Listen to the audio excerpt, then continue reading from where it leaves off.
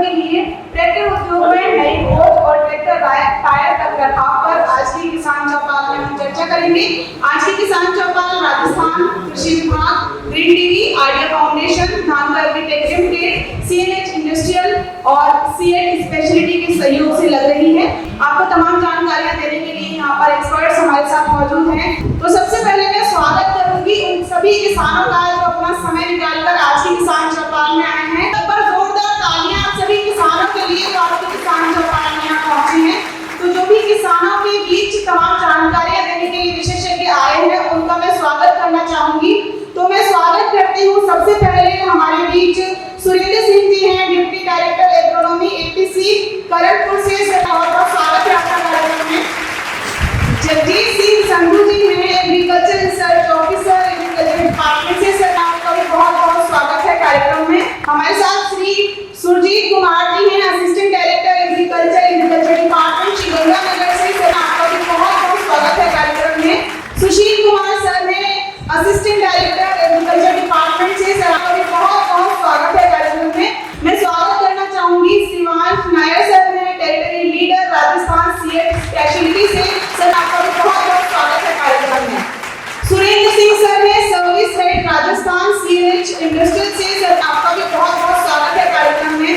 युधिष्ठिर देव sir हैं, ASM Dhanuka agritech limited से। Sir आपका भी स्वागत है कार्यक्रम में। तालियां आप लोग बजा दीजिए एक बार।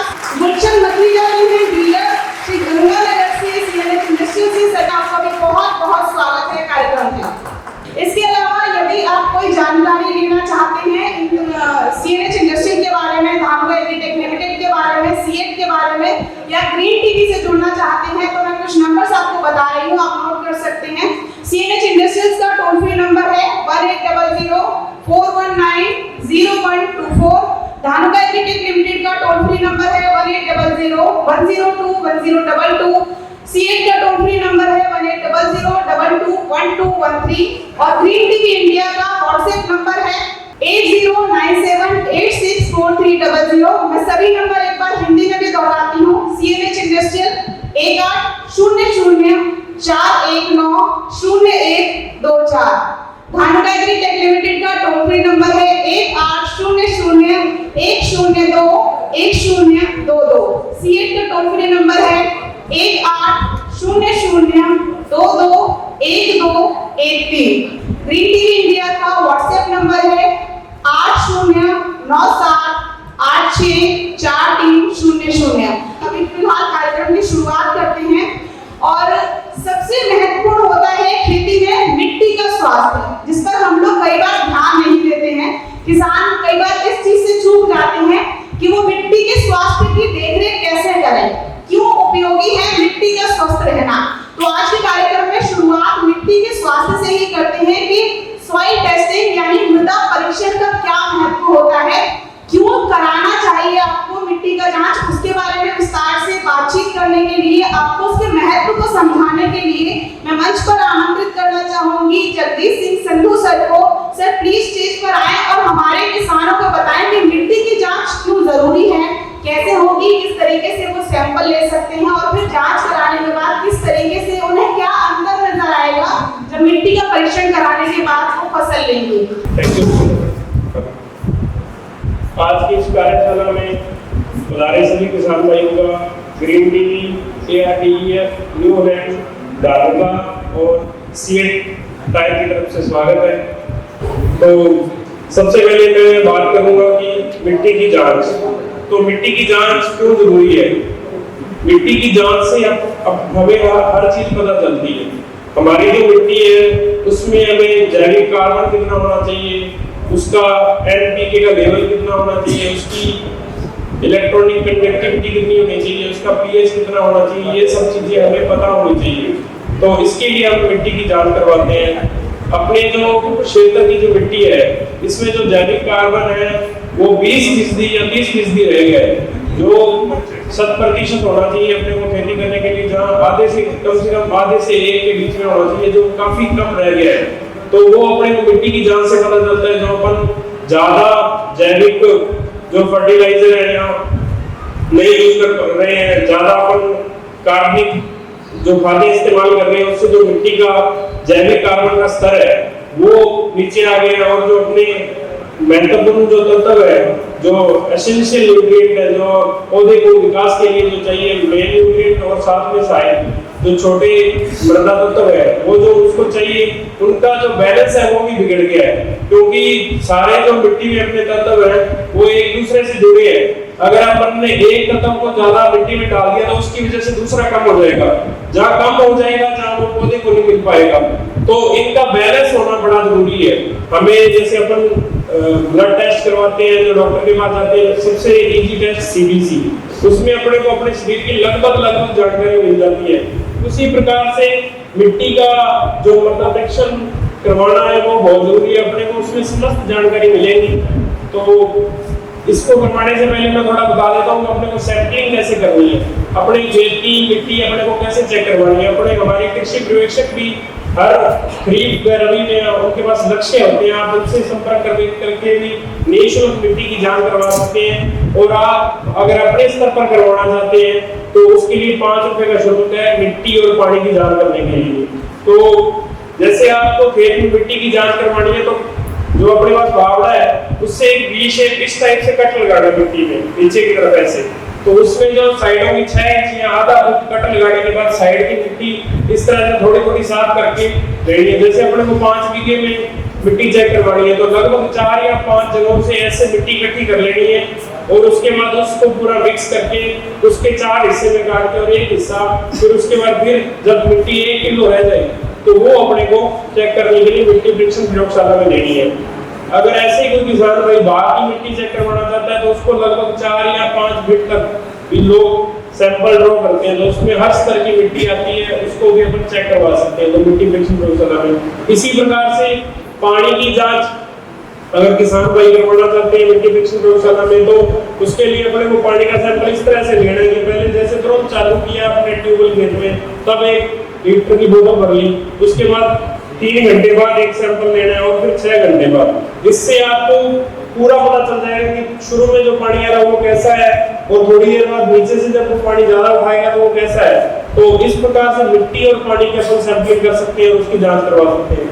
ये जो मृदा स्वास्थ्य कार्ड है पानी के लिए भी अलग से जारी किया जाता है और ये मिट्टी के लिए। ये जैसे मिट्टी का सैंपल है, मैंने एक एग्जाम्पल के लिए लाया हूँ, ये इस साल नए फॉर्मेट में आ गया तो कलरफुल आप किसान भाई को भी अगर थोड़े दिनों में ऐप पे भी उपलब्ध हो जाएगा, आपको मतलब लेने भी जाना नहीं पड़ेगा, आपके पास ऐप पे ही उपलब्ध हो जाएगा।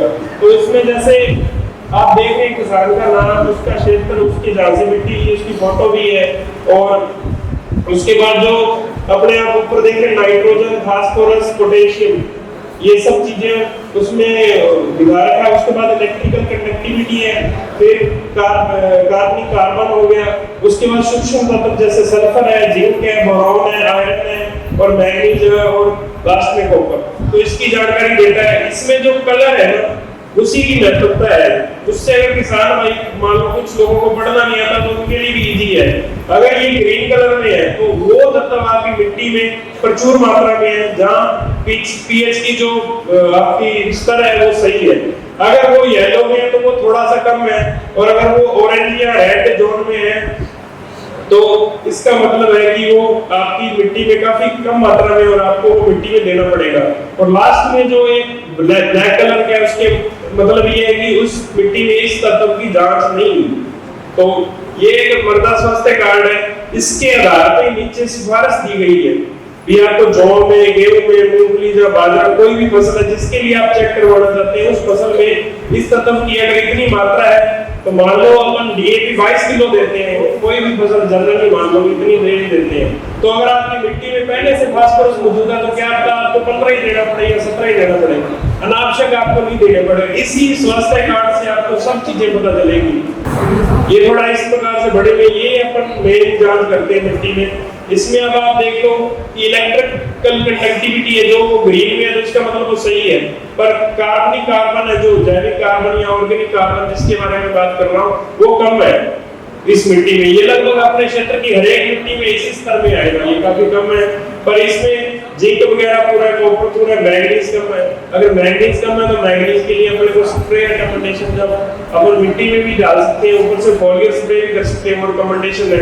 बोरोन कम है वो पता चल जाएगा।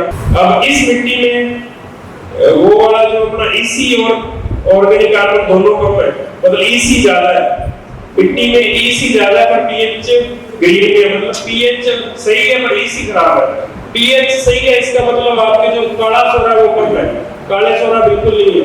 पर अगर EC ज्यादा है तो इसका मतलब सफेद सोरा जो मिट्टी में बढ़ता है, तो EC की जो अपने स्तर बढ़ता है, EC की रेंज लगभग 1 के लगभग होती है। वो अगर कई बार तो पानी का चेक करवाते हैं तो हम 4 से 5 आती है, इस प्रकार के पानी में अगर खेत में लगाते हैं तो EC बढ़ने लग जाता है, 4 से 5 हो जाता है। अगर 2 से 3 है तो उसमें रिकमेंडेशन कार्ड में ये लिखी हुई कि आपको पानी कितना मिलाना है, नहर का पानी और ट्यूबवेल का पानी कितना मिलाना है।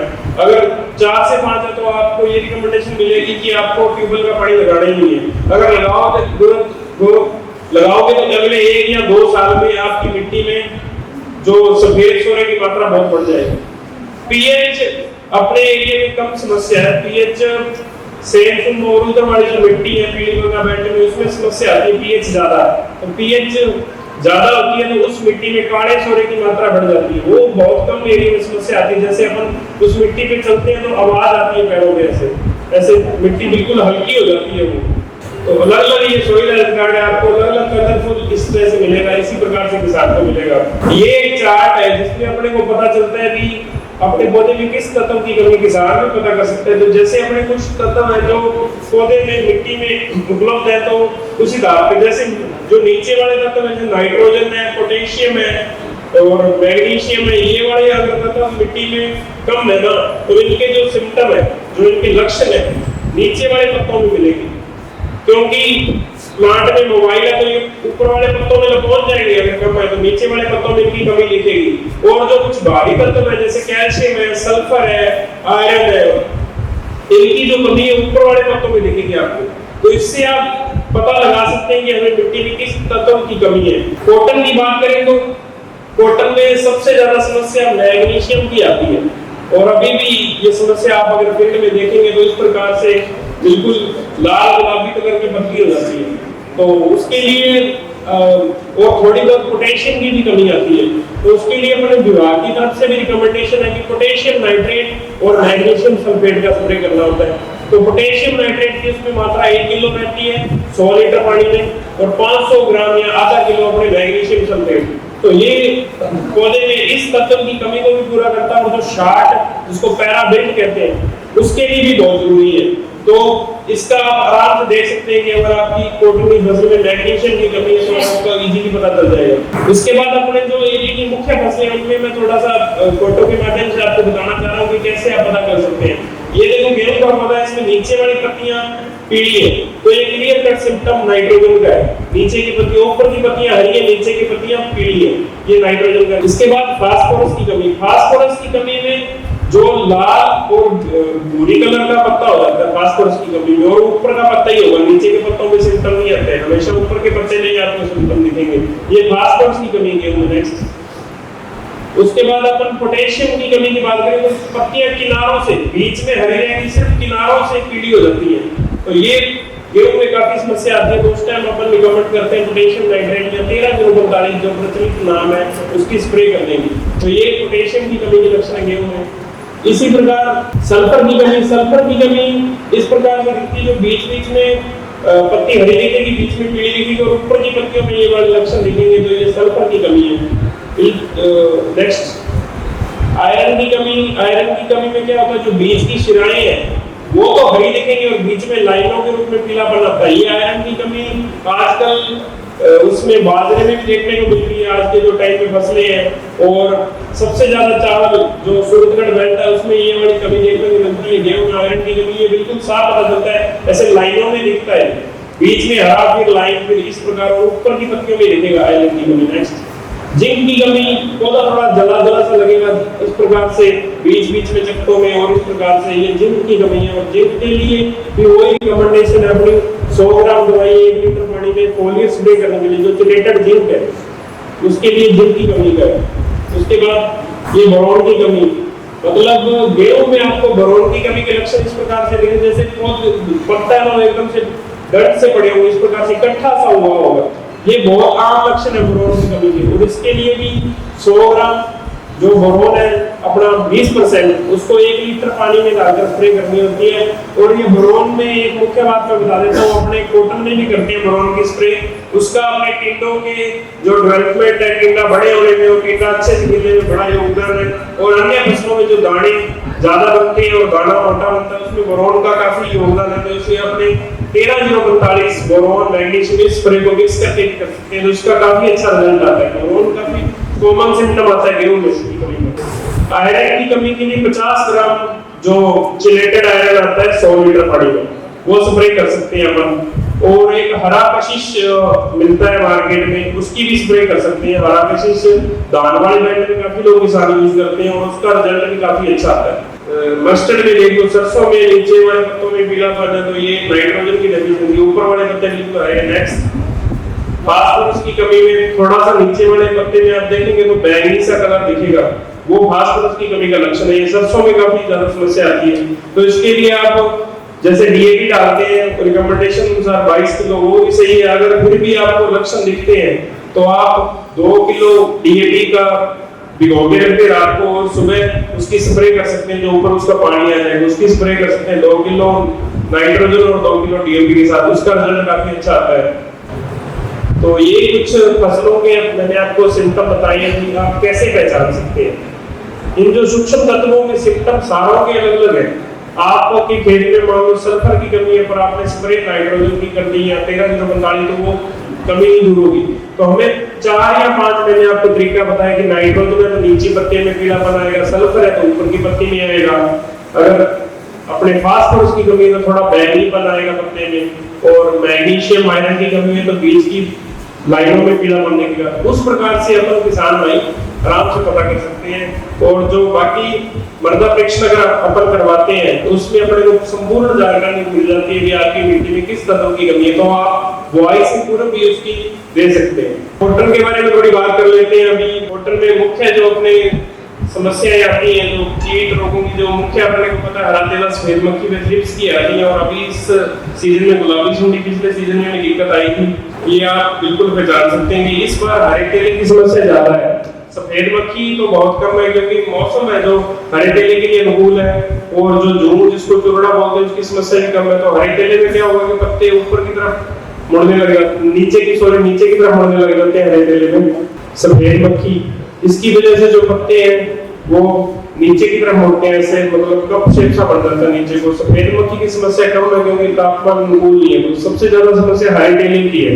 गुलाबी सुंडी से भी ज्यादा समस्या हरे तेले की इस बार सीजन में। गुलाबी सुंडी का काफी कंट्रोल हो गया, विभाग की तरफ से काफी गोष्ठी आयोजित की गई, फील्ड स्तर पर किसानों को जागरूक किया गया, और छटियां जो बन सके जिसके ढेर से गुलाबी सुंडी अटैक करती है उसके बारे में भी किसानों को समस्त जानकारी दी गई, जिसकी वजह से गुलाबी सुंडी का अटैक, और कुछ मौसम अनुकूल नहीं है गुलाबी सुंडी के लिए, उसकी वजह से गुलाबी सुंडी का प्रकोप काफी कम है।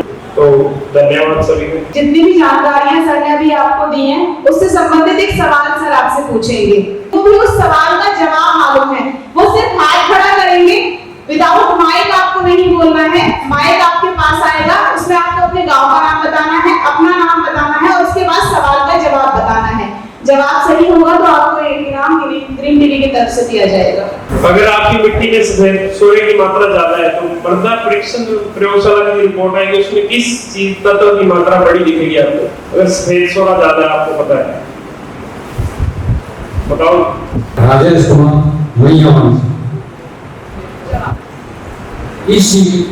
इलेक्ट्रिकल कंडक्टिविटी सही जवाब। बहुत बहुत मुबारक है सर आपको, और सर आपका भी बहुत बहुत शुक्रिया तमाम जानकारियां हमारे किसानों को देने के लिए और कार्यक्रम को आगे बढ़ाएं। उससे पहले मैं स्वागत करना चाहूंगी सतीश कुमार शर्मा सर का, जो कि joint director agriculture extension agriculture department से श्रीगंगानगर से। बहुत बहुत स्वागत है आपका कार्यक्रम में, और कार्यक्रम को आगे बढ़ाते हैं। और एक बेहद महत्वपूर्ण विषय होता है, जब हम ट्रैक्टर खेत में चलाते हैं तो ट्रैक्टर किस पे चलता है? टायर पे, लेकिन हम टायर का ही ध्यान नहीं रखते। तो आज के कार्यक्रम में आपको इस विषय पर भी जानकारी मिलेगी कि आपको अपने ट्रैक्टर का जो टायर है उसका कैसे ध्यान रखना है, क्या क्या महत्वपूर्ण चीजें ट्रैक्टर के टायर में होती हैं जो आपको ये बताती है कि ट्रैक्टर का टायर स्वस्थ है कि नहीं। तो ये तमाम जानकारी आपको देने के लिए मैं मंच पर आमंत्रित करूंगी शिवांश नायर सर को। शिवांतर प्लीज स्टेज पर आए। Territory leader Rajasthan CEAT speciality से जो आपको बताएंगे importance of tractor tyre maintenance, कि आपको कैसे रखरखाव करना है अपने ट्रैक्टर के टायर का। सर नमस्कार सभी किसान भाइयों को, मेरा नाम शिवांश है और मैं आज सीएट की तरफ से आपको सीएट टायर के बारे में, टायर मेंटेनेंस, हम कैसे उसकी देखभाल कर सकते हैं, क्या क्या वारंटी पॉलिसी है, ये सारी चीज़ें आपको मैं बताऊंगा। सबसे पहले मैं आपको बता दूं हम सीएट हम करते क्या हैं। तो सीएट बेसिकली हमको 100 साल हो गए अप्रॉक्सीमेटली इस इंडस्ट्री में सर्व करते हुए। पहले सीएट एक इटालियन कंपनी ट्यूरिंग शहर से बिलोंग करता था, उधर से अक्वायर था, बट आरपीजी ग्रुप ने इसको अक्वायर कर लिया था 1982 में। तो अभी कंप्लीटली इंडियन कंपनी है और हम हमारे 7 प्लांट्स हैं, 7 प्लांट्स हैं। हमें एक टेमिंग अवार्ड मिला है। टेमिंग अवार्ड उन कंपनी को दिया जाता है जिसमें आप क्वालिटी, ये क्वालिटी बेस्ड अवार्ड है बेसिकली। तो सीएट को ये भी इससे भी नवाजा गया इस अवार्ड से, टेमिंग अवार्ड से। तो अभी मैं आपको ये बता देता हूँ कि सीएट क्या क्या किस किस तरह के टायर में ऑफर करता है, क्या क्या टायर ऑफर करता है। ये car, truck, LCV, motorcycle, basically 2 wheeler से लेके बड़े टायर तक सब। बट आज से 5 साल पहले सीएट 2 कंपनी बांट दी गई थी। सीएट 2 कंपनी है एक्चुअली अभी इस टाइम पे। एक है सीएट ऑन द रोड और सीएट ऑफ द रोड। जो सीएट स्पेशलिटी है जो ऑफ द रोड में आती है, जो कि फार्म टायर और बड़े जेसीबी, इंडिया टायर्स में हम डील करते हैं। और जो सीएट मेन लाइन है ऑन द रोड, वो 2 व्हीलर से लेके ट्रक टायर तक का वो डील करते हैं।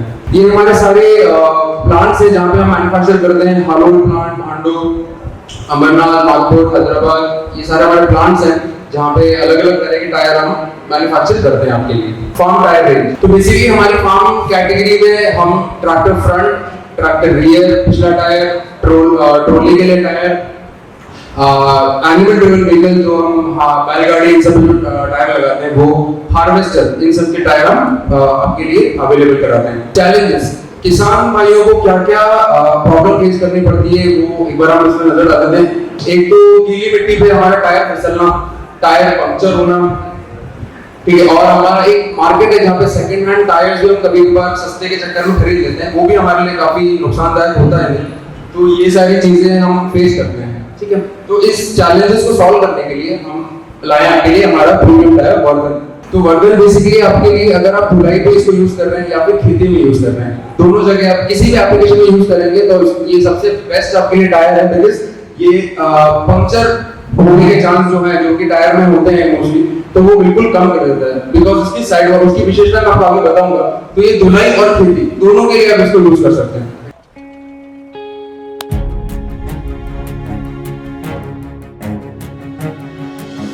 हमारी ताकत पे ना जाओ, वर्धन टायर की ताकत को अपनाओ, क्योंकि इसके चौड़े पहियों पर बनी गहरी गुड्डी देती है सबसे मजबूत पकड़। इस कारण टायर फिसलता नहीं और बढ़े आपकी अकड़। टायर बदलने की चिंता से मुक्ति, साथ में 7 साल की वारंटी। इसीलिए वर्धन की ताकत है किसानों की जान, मजबूत पकड़ और लंबी उम्र का वर्धन को है वरदान। आपको पता है वर्धन हमारा प्रीमियम टायर, तो क्यों प्रीमियम है, क्या उसकी विशेषता है, तो आप एक बार यहाँ पे देख सकते हैं। उसमें इसमें गहरी गुड्डी मिलेगी। गहरी गुड्डी मतलब ज्यादा लाइफ, ज्यादा लाइफ इसका मतलब गहरी गुड्डी मतलब ऑटोमेटिकली इसमें माल ज्यादा है। आप इसको अच्छे से इसको यूज कर सकते हैं। इसके अंदर पंक्चर आपको होने का बहुत बिल्कुल 0 चांस है, क्योंकि हमने जहां जहां अभी तक हमने इसको सर्व किया है, हमको पंक्चर के रिगार्डिंग इसमें कोई दिक्कत नहीं आई है। बिकॉज इसका जो साइड वॉल है वो काफी स्ट्रॉन्ग, मजबूत है, जिसकी वजह से अगर आप किसी ऐसी चीज को भी चलाते हैं इसको जिसकी वजह से पंक्चर होने के चांस है, तो वो उसको हटा देता है। वो पंक्चर होने नहीं देगा, टायर में घुसने नहीं देगा उसको बेसिकली। और ये इसका ट्रैक्शन ये रोड से चिपक के चलता है, क्योंकि ये बहुत काफी बड़ा टायर है हमारा। और इसके अंदर अगर मैं आपको बताऊं तो 13 से हमारा आयुष्मान भी आता है और वर्धन आता है। तो इन दोनों टायर को अगर आपके सामने में रखूं ना, सेम कंपनी की, सीएट की बात कर रहा हूं, दूसरी किसी कंपनी की बात नहीं कर रहा, हम हमारी सेम कंपनी का दोनों एक ही साइज का टायर रखूंगा ना, तो आपको ऐसा लगेगा देख के कि एक 14 का है और एक 13 का, बट वो क्योंकि उसके अंदर माल ज्यादा है वर्धन में, इसी वजह से ये ज्यादा लाइफ देगा आपको, ज्यादा सर्विस देगा, टायर फिसलने नहीं देगा क्योंकि चिपक के चलेगा। और इसके अंदर गहरी गुड्डियां हैं, बहुत स्पेस है तो गुड्डियों में, तो मिट्टी अंदर नहीं टिकी रहेगी। आप जब इजीली इसको मूव कर सकते हैं टायर को खेत में। अधिक उठाने की क्षमता है, भार हो सकता है, जैसा कि मैंने आपको बताया धुलाई और खेती दोनों में आप इसको यूज कर सकते हैं। पंक्चर प्रतिरोधी है, मजबूत साइड वॉल है जिसकी वजह से पंक्चर नहीं होता। और ये रेंजेस हैं किस किस साइज में वर्जन अवेलेबल है आपके लिए मार्केट में। वर्जन फ्रंट में अगर 616 7016 में है, जो कि एक बहुत कॉमन साइज है, यही साइज चलते हैं मोस्टली। अभी और भी आ गए, बट अभी इसके अंदर वर्जन अभी ये 2 साइज अवेलेबल है हमारे पास। पिछले टायर में 12/28, 13/28, 14/28 और 16/28 इन सब में ये अवेलेबल है। तो अब सबसे इंपॉर्टेंट बात, ये तो मैंने आपको बता दिया टायर के बारे में। अब मैं आपको बताता हूँ कि वारंटी पॉलिसीज क्या क्या है, हम क्या क्या वारंटी पॉलिसी में आपके टायर को एडजस्ट कर सकते हैं, क्या क्या प्रॉब्लम्स में आप हमारे पास टायर ला सकते हैं ताकि हम उसको रिप्लेस कर पाए। तो बेसिकली हमारी 2 तरह की वारंटी है। एक है 7 साल की मैन्युफैक्चरिंग वारंटी, जिसके अंदर अगर हमारी बनावट कंपनी अभी को टायर बनाती है, उसमें अब कुछ भी दिक्कत आई हमारी तरफ से, तो वो हम उसको रिप्लेस करते हैं 7 साल तक मैन्युफैक्चरिंग डेट से, जो कि आपके सीरियल नंबर में मेंशन होता है। अगर आप में से किसी को पता हो मैन्युफैक्चरिंग डेट कैसे देखनी है, मैं आपको बताता हूँ। आपके टायर में जो सीरियल नंबर होगा उसके लास्ट के 4 अंक, लास्ट के 2 अंक तो होता है साल, और उसके पहले का 2 अंक होता है हफ्ता। तो उससे आपको पता पड़ जाएगा कि वो कौन से साल का मैन्युफैक्चर टायर है। ठीक है, तो 7 साल तो हमारा मैन्युफैक्चरिंग वारंटी हो गया, जिसके अंदर टायर हमने खरीद लिया, कभी कभार होता है कि हमने उसको यूज नहीं किया, ट्रैक्टर में करा तो सूख जाता है टायर, तो वो मैन्युफैक्चरिंग फॉल्ट में हम कंसीडर करते हैं उसको, तो वो भी हम एडजस्ट कर लेंगे। और दूसरा हमारा जो विशेष वारंटी, क्योंकि मैन्युफैक्चरिंग इतना फॉल्ट हमारा आता नहीं है, फिर भी अगर आता है तो ये बेसिक यही होता है, सूखने की दिक्कत और कुटियों में दरारें पड़ना, बहुत ज्यादा तौर पे माइनर कट्स नहीं होते, बहुत ज्यादा मेजर। जैसे अगर सपोज एक टायर में 22 कुटियां हैं, तो उसमें से 50% से ज्यादा कुटियों में अगर ऐसी दिक्कत आ रही है तो हम उसको मैन्युफैक्चरिंग फॉल्ट में कंसीडर करेंगे। तो ये विशेष ये आपका 7 साल में कंसीडर हो गया। विशेष वारंटी जो कि ज्यादातर क्लेम किया जाता है कस्टमर द्वारा, वो है कि कट, किसी भी तरह कट लग गया अगर आपके टायर में 3 साल की मैन्युफैक्चरिंग डेट के अंदर, बट शर्त ये कि कट आर-पार होना चाहिए, माइनर कट्स कि आपने, क्योंकि देखिए ये ऐसा टायर है जो कि ट्रैक्टर में लग रहा है, ट्रैक्टर एप्लीकेशन ऐसी जगह चलता है जहाँ पे पत्थर होने के चांस है, ऐसे मतलब जहाँ पे कट लगने के चांस है, आप प्लेन रोड पे नहीं चला ट्रैक्टर को, तो माइनर कट्स नहीं होते हैं, इसमें वही कट होंगे जो कि आर-पार होगा। और ये हमारा आयुष्मान एचपी, आयुष्मान तो आप सबको पता होगा, अगर आप C8 आपके टायर में है तो आपके टायर में सॉरी ट्रैक्टर में जो टायर है वो आयुष्मान ही है, हम वही फिटमेंट में आयुष्मान ही प्रोवाइड करते हैं। वर्धन, आयुष्मान और सम्राट 3 रेंज आता है हमारे। सम्राट थोड़ा इकोनॉमिकल है, उसका अगर मैं यूज बताऊं तो वो है कि वो सिर्फ आप खेत के लिए यूज कर सकते हैं। अगर आप उसको धुलाई पे रोड पे यूज करेंगे, ऑरेंज धुलाई या फिर उसके लिए, तो वो आपको सर्विस नहीं देगा, आपको बहुत पंक्चर, टायर डिफेक्ट, बहुत सारे इश्यूज प्रॉब्लम फेस करने पड़ेंगे आपको। आयुष्मान ऐसा टायर है जो खेत और रोड दोनों के लिए, बट 70% खेत का एप्लीकेशन है, 30% इसका रोड का एप्लीकेशन है। पर जो वर्धन जिसके बारे में आपसे बात कर रहा हूँ, वो आप रोड और खेत कहीं भी उसको चला सकते हैं, क्योंकि उसकी बनावट ऐसी की गई है कि आप हैवी लोड किसी भी जगह, किसी भी टेरेन में, किसी भी जगह पर उसको यूज कर सकते हैं। ये हमारा हार्वेस्टर का साइज है, वैसे 18,030 हम आयुष्मान में देते हैं। तो मैं वारंटी पॉलिसी के हिसाब से जो कि सबसे इंपॉर्टेंट चीज है, तो उसी के लिए पूछ लेता हूँ। मैन्युफैक्चरिंग वारंटी और विशेष वारंटी का जो मैंने आपको बताया था, उसको कोई बता सकता है कि क्या कितने किस चीज के हिसाब से अपन मैन्युफैक्चरिंग वारंटी में रिप्लेस कर सकते हैं, कितने साल की वारंटी है, और विशेष वारंटी कितने साल की, और उसमें क्या केस में कर सकते हैं रिप्लेस? संत कुमार भाई नाम है। एक तो 7 साल की वारंटी है, एक जो 50% की उसमें 3 साल की वारंटी। आ जाइए सर, स्टेज पे आ जाइए। जवाब सही है आपका, बहुत बहुत मुबारक हो आपको इनाम। और सर आपका भी बहुत बहुत शुक्रिया तमाम जानकारियाँ हमारे किसानों को देने के लिए। और कार्यक्रम को आगे बढ़ाते हैं और बात आती है फसलों के लिए उर्वरकों की। कई बार किसान ऐसा करते हैं कि मिट्टी को, भूमि को या फिर आपकी फसलों को उतनी उर्वरकों की जरूरत नहीं होती जितनी हम देते हैं, या फिर कम जरूरत होती है, ज्यादा जरूरत होती है। तो किसान ये कैसे पहचाने कि आपकी फसलों को कितने फर्टिलाइजर की, कितने न्यूट्रिएंट्स की जरूरत है? तो ये तमाम जानकारियां देने के लिए मैं मंच पर आमंत्रित करना चाहूंगी सुजीत कुमार सर को, assistant director agriculture. Sir please stage पर आएं और हमारे किसानों को इस विषय पर जानकारी दें। सभी को नमस्कार।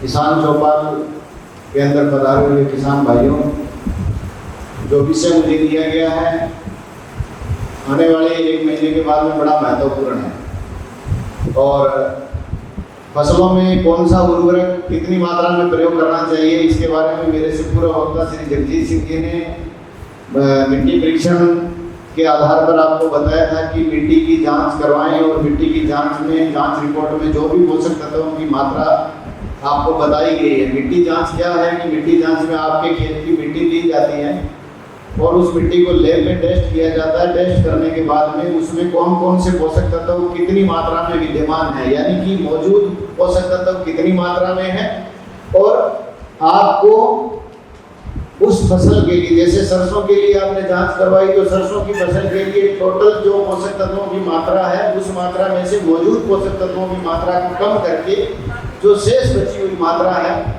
वो ही आपको खेत में देनी है। ऐसे नहीं है कि पड़ोसी 20 किलो दे रहा है तो 20 किलो पे भी चलो, क्योंकि सबके खेत की परिस्थिति अलग अलग है। कोई किसान गोबर की खाद का ज़्यादा प्रयोग करता है, कोई किसान ट्यूबवेल के पानी का कम उपयोग करता है, कोई किसान ट्यूबवेल के पानी का ज़्यादा उपयोग करता है, किसी ने पहली फसल में फास्फोरस की मात्रा ज़्यादा दे दी, उस फसल ने कम ली।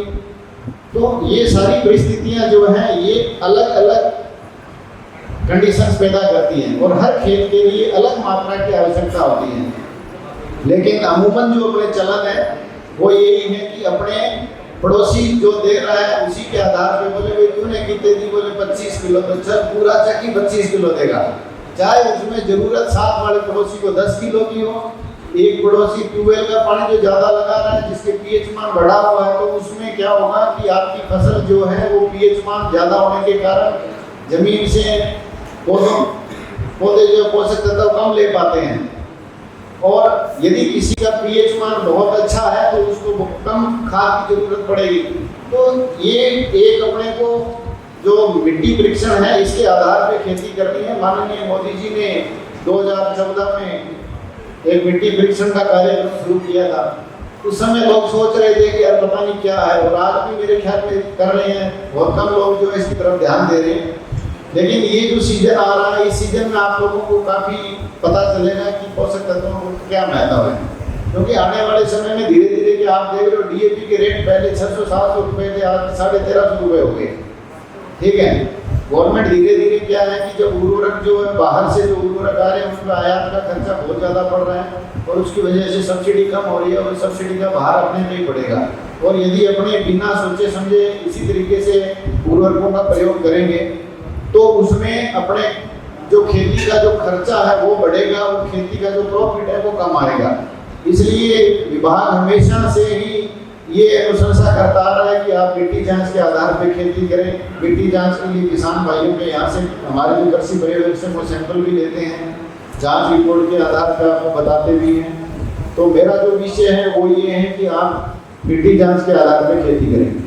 अभी से मार्केट में एक समस्या शुरू हो गई है कि डीएपी चाहिए, और अभी आप देखेंगे मार्केट में डीएपी की काफ़ी कमी है और आने वाले सीजन में आप लोगों को हो सकता है कि पर्याप्त मात्रा में डीएपी उर्वरक न मिले और बहुत कम मात्रा में मिले। तो डीएपी का विकल्प क्या है? ठीक है जी, डीएपी में है क्या? एक्चुअल में अपने को ये देखना है कि पौधे के लिए क्या जरूरी है। पौधे के लिए जैसे इंसान के लिए रोटी कपड़ा और मकान जरूरी है उसी तरीके से पौधे के लिए नाइट्रोजन, फास्फोरस और पोटाश जरूरी है। ये 3 चीजें मुख्य हैं। उसके बाद में जेब में मोबाइल है या नहीं है, काम चल जाएगा। ठीक है, मोटरसाइकिल है या नहीं है, काम चलेगा। ठीक है, आपके पास में घर पे एयर कंडीशनर है या नहीं, काम चलेगा। तो जो मुख्य पोषक तत्व हैं नाइट्रोजन, फास्फोरस, पोटाश, ये 3 का बहुत महत्वपूर्ण रोल है। और तीनों की कमी के बारे में जगजीत सिंह जी ने अभी आपको बताया था कि कौन से पोषक तत्व की कमी के क्या लक्षण पौधे पे उजागर होंगे। तो मैं भी आपको ये बताऊंगा कि डीएपी में है क्या।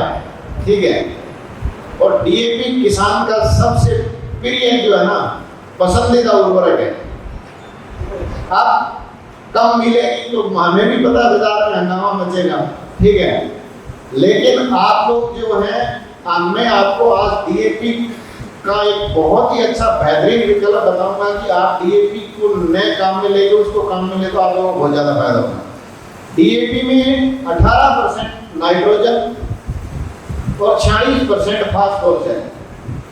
दो तत्व है इसमें, 18% नाइट्रोजन और 46% फास्फोरस। अब यूरिया में क्या है? यूरिया में 46% नाइट्रोजन है, अकेला 46% नाइट्रोजन। तो अगर अपने को डीएपी नहीं मिले तो नाइट्रोजन की पूर्ति अपने यूरिया से कर सकते हैं, लेकिन फास्फोरस की किससे करेंगे? भाई फास्फोरस जो 46% है उसकी पूर्ति किससे करेंगे? सिंगल सुपर फास्फेट आप सभी लोग जानते हैं। पहले सिंगल सुपर फास्फेट आता था, सादा सिंगल सुपर फास्फेट आता था। उसके बाद में आने लगा सिंगल सुपर फास्फेट जिंकेटेड, यानी कि उसमें जिंक भी मिलाया गया है। जैसे जैसे मिट्टी जांच की रिपोर्ट जाने लगी, फसलों में मुख्य पोषक तत्वों के रूप में जिंक की कमी अपने बहुतायत से पाई जाती है। और आज मेरे ख्याल में जिंक जो उर्वरक है वो परिचय कम होता है, इसलिए हर किसान भाई जिंक के बारे में जानता है और हर किसान भाई जिंक का प्रयोग करता है। उसके बाद में आप जैसे अपने देखें बोरॉन की कमी आती है, लगभग किसान भाई बोरॉन जो है वो छिड़काव करते हैं। तो जैसे जैसे बोरॉन की कमी का पता लगा तो क्या किया कि कंपनियों ने फोर्टिफाइड उर्वरक बनाने शुरू किए और जिंक एसएसपी में एक और नया वर्जन दे दिया, जिंकेटेड बोरोनेटेड। एसएसपी में जिंक और बोरॉन अलग से मिला दिया, ठीक है। तो अब जो अपनी समस्या थी कि अपने फसल में जब लास्ट में जाके अपने को पता लगता था कि अब जिंक की कमी आ गई और तब अपने दौड़ते हैं तो उसकी पूर्ति अपने नहीं कर पाते हैं। और आम किसान भाई जिंक लेके जाता है, उसको वैसे महंगा भी पड़ता है क्योंकि वो एक छोटी क्वांटिटी में खरीदता है, कंपनियां बहुत बड़ी क्वांटिटी में खरीदती हैं तो उनको बड़ी क्वांटिटी में सस्ता पड़ता है। तो किसानों को सस्ता, सुंदर और आसानी से उपलब्ध कराने वाला एक उर्वरक बढ़ा दिया एसएसपी फोर्टिफाइड, जिसमें जिंक, बोरॉन और सिंगल सुपर फास्फेट। अब देखिए आप सिंगल सुपर फास्फेट में क्या है। सिंगल सुपर फास्फेट फोर्टिफाइड में आपको 16% फास्फोरस मिलता है, यानी कि डीएपी के एक गट्टे में 23 किलो फास्फोरस है और सिंगल सुपर फास्फेट के एक गट्टे में 8 किलो फास्फोरस, ठीक है जी। सिंगल सुपर फास्फेट में आपको 8 किलो फास्फोरस मिलेगा, आपको 5.5 किलो सल्फर मिलेगा। 11% सल्फर होता है, 5.5 किलो सल्फर लेके जाते हैं ना। सल्फर दाल वाला छिड़कते हैं, बिजाई करते हैं, लगभग 125 रुपए किलो का रेट है आज का। और आपको बोरॉन भी मिलेगा, उसमें 11% सल्फर है तो 5.5 किलो एक गट्टे में सल्फर प्लस 11% कैल्शियम है तो 5.5 kilo calcium. Phosphorus, sulphur, calcium, 0.05% zinc, मतलब कि 1 किलो में 50 ग्राम, तो एक गट्टे में 2.5 किलो आपको जिंक सल्फेट भी मिलेगा, जिंक। और इतना ही आपको 2.5 किलो बोरॉन भी मिलेगा। अब एसएसपी में आपको क्या मिल रहा है? फास्फोरस मिल रहा है, आपको सल्फर मिल रहा है, आपको कैल्शियम भी मिल रहा है, आपको जिंक भी मिल रहा है और आपको बोरॉन भी मिल रहा है। और 50 किलो के गट्टे का रेट क्या है इसका? 650 रुपए, 650, 640, 670 कंपनी वाइज अलग अलग मार्केट में रेट है। अब आपको एक सरसों की फसल का उदाहरण देता हूँ। सरसों में आपको 62.5 किलो जो है वो एसएसपी देना है। अगर आपको डीएपी नहीं मिले तो आपको 62.5 किलो एसएसपी देना है। अब डीएपी की कैलकुलेशन क्या है? आपको 20 किलो डीएपी देनी है। 20 किलो डीएपी आपको सरसों में देनी पड़ेगी। 22 किलो ही बताई होगा, डिपार्टमेंट की 22 किलो है, तो ये लगभग आप मान के चलो कि 580 से 90 रुपए की होगी। 590 रुपए का खर्चा करके और आपको क्या मिलेगा? सिर्फ नाइट्रोजन और फास्फोरस, ठीक है जी, 2 पोषक तत्व मिले। और इधर आप 62.5 किलो अगर आप एसएसपी देते हैं सिंगल सुपर फास्फेट, तो सिंगल सुपर फास्फेट 62.5 किलो में आपको आप मान के चलो कि 650 का है, तो आपके लगभग 700-750 रुपए के करीब इसका खर्चा पड़ेगा। 750 रुपए में आपको sulphur, phosphorus, zinc, boron, calcium 5 पोषक तत्व मिल रहे हैं और डीएपी में आपको 2 मिलेंगे। अब आप यदि डीएपी के साथ में यदि आप 20 किलो डीएपी देते हैं तो 540 रुपए की डीएपी हो गई। अगर आप सल्फर देते हैं तो 5 किलो सल्फर अपने बेंटोनाइट 80% जो है 5 किलो देते हैं, और जो माइक्रो ग्रेनुअल जो 90% आता है वो अपने 3 किलो सल्फर देते हैं। तो 3 किलो सल्फर लगभग 125 रुपए किलो के करीब रेट है, तो 375 रुपए का आपका क्या हुआ कि सल्फर हो गया। अगर आप उसमें जिंक देंगे 33% तो 3 किलो जिंक आपको सरसों में कम से कम देनी पड़ेगी, क्योंकि अपनी जमीन में कमी है। आप सॉइल टेस्ट कराएंगे तो आपको पता लगेगा। 240 रुपए की आपकी जिंक हो गई। और अगर आप उसमें बोरॉन देंगे, बोरॉन यदि आप 2.5 किलो देते हैं तो 350 रुपए है आपका, 875 रुपए का बोरॉन हो गया। और कैल्शियम 65 रुपए किलो कैल्शियम आता है। कैल्शियम अगर आप देंगे 2.5 किलो, 5.5 किलो तो 357 रुपए का कैल्शियम हो गया। यानी कि एक फास्फोरस, एक जो 62.5 किलो डीएपी का जो आपको 700 रुपए का खर्चा आ रहा है, यदि उतने ही पोषक तत्व आप डीएपी के साथ में देते हैं तो आपका 2387 रुपए प्रति बीघा का खर्चा है। और अकेली डीएपी देते हो तो अकेली डीएपी में आपको सिर्फ नाइट्रोजन और फास्फोरस मिलेगा। तो आप लोग ये बताइए कि आपके लिए कौन सा फायदेमंद रहेगा। अब आप उसमें नाइट्रोजन की पूर्ति, मान लो 18% जो डीएपी में नाइट्रोजन है, आप एसएसपी के साथ में 10 किलो यदि यूरिया भी देते हैं तो 10 किलो यूरिया आपकी ज़्यादा से ज़्यादा कितनी होगी, 266 रुपए किलो है, 266 रुपए का बैग है, ठीक है। तो 50 रुपए की वो लगा लो। तो यानी कि एसएसपी एक बहुत ही बेहतरीन विकल्प है। और आप लोगों के लिए ये एसएसपी जो निर्माता है, ये आगे से आगे और अच्छा, जैसे जैसे आपकी फसलों में डेफिशिएंसी आ रही है उसी तरीके से फोर्टिफाइड जो है आपको उपलब्ध करवा रहे हैं। तो आप लोग जो है सरसों, अभी जैसे ही आप सरसों में भी दे सकते हैं, आप गेहूं में भी दे सकते हैं, आप चने में दे सकते हैं, और आप जो भी आपके आगे जौ की फसल है उसमें भी आप यूज कर सकते हैं। लेकिन सबसे बढ़िया जो इसका रिजल्ट एसएसपी का, जो तेल वाली फसलें हैं और जो चना है, जिसमें चने के अंदर और सरसों में एसएसपी बहुत ज्यादा कारगर है। और मेरा निवेदन आप लोगों से यही रहेगा कि आप ज्यादा से ज्यादा एसएसपी उर्वरक का प्रयोग करें और डीएपी के पीछे न दौड़ें। क्योंकि अच्छा, डीएपी में क्या है कि डीएपी खाद की प्रवृत्ति भी जो है वो ज्यादा उसमें फिक्सेशन वाली है कि वो आपकी जितनी आप देते हो उसकी 40% पौधे को मिल पाती है, बाकी पौधे को नहीं मिलती है। क्योंकि वो आपकी जमीन की कंडीशन, जहाँ पे ट्यूबवेलों का पानी ज़्यादा लगा हुआ है और अन्य कंडीशन के कारण उसका फिक्सेशन भी ज़्यादा होता है। तो आने वाले समय में आप लोग जो है एसएसपी का ज़्यादा से ज़्यादा प्रयोग करें और आपकी फसल में सब तरह के पोषक तत्व जिनकी ज़रूरत है वो आपकी फसल को मिलेगी। क्योंकि डीएपी देखो एक चाकर और ठाकर है ना। चाकर का काम होता है गांव में चाकरी करना, इधर घूम के सारे गांव का टेस्ट और मजे लेता रहता है वो।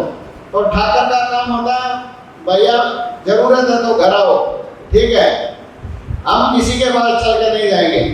तो डीएपी की वो प्रवृत्ति है, ठाकर वाली प्रवृत्ति है। वो कहती है कि पौधे को जरूरत है तो जड़ों को जरूरत है तो मेरे पास आए, मैं कहीं नहीं जाने वाली। जब आपने छिंटा